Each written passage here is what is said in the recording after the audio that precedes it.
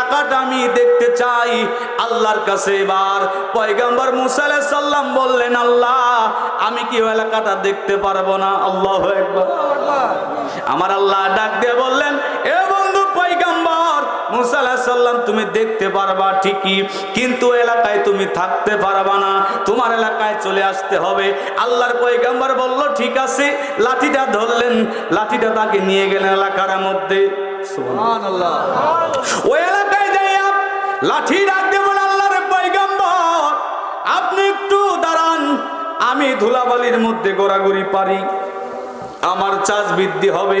আল্লাহর পয়গম্বর দাঁড়াইলেন, লাঠি যা গড়াগড়ি পারে, লাঠি ডাক দিয়ে বলে, আল্লাহর পয়গম্বর চলুন আপনার এলাকায় ফিরে যাইতে হবে। আল্লাহর পয়গম্বর মুসা আলাইহিস সালাম ডাক দিয়ে বলে, লাঠি রে ফিরে যাইতে হবে জানি, কিন্তু বিষয়টা কি আমাকে জানতে হবে। আল্লাহ তোমার লাইগা বানায় আছে গো সারাটি দুনিয়া গো নবী, নবী তুমি আশরাফুল আম্বিয়া, নবী তুমি আশরাফুল এবার লাঠি রাখ দিয়ে বলে, আল্লাহর পয়গম্বর এই এলাকার মধ্যে আখিরি জামানার নবী আসবে। ওই নবী যখন নবুয়তি প্রচার শেষ হয়ে যাবে, ওনার রওজা মোবারক এই ধুলাবালির মধ্যে, এই স্থানের মধ্যে হবে।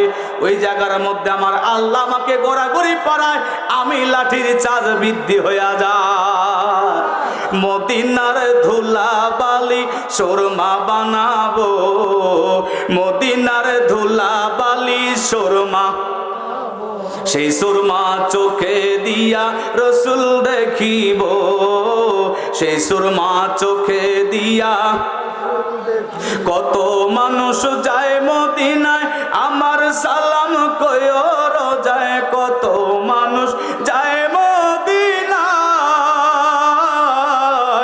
আমার সালাম কইও রোজায়।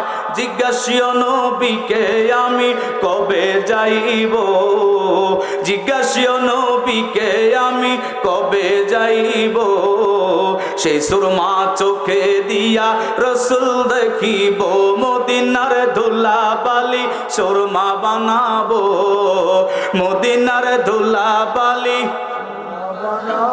সেই সুরমা চোখে দিয়া রসুল দেখিব, সেই সুরমা চোখে দিয়া। দরুদ শরীফ পড়ি, আল্লাহুম্মা সাল্লি